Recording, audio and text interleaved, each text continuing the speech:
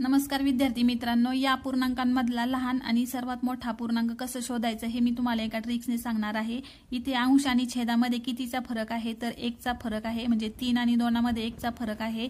इथे 1 चा फरक आहे आणि या पूर्णांकामध्ये 4 चा फरक आहे, या पूर्णांकामध्ये 6 चा फरक आहे। अंशावरती 1 शून्य लिहून घ्यायचा, प्रत्येक अंशावरती 1 शून्य लिहून घ्यायचा आणि तयार होणाऱ्या संख्येला या संख्येने भाग द्यायचा, म्हणजेच 20 भागिले 1 ह्याचा भागाकार येणार 20। त्यानंतर 30 भागिले 1 ह्याचा भागाकार येणार 30। त्यानंतर 50 भागिले 4 ह्याचा भागाकार येणार 12 आणि 60 भागिले 6 याचा भागाकार येणार 10। सर्वात मोठा पूर्णांक जर काढायचा असेल तर इथे भागाकार सर्वात मोठा 30 आहे, म्हणजेच 3/4 हा पूर्णांक सर्वात मोठा आहे।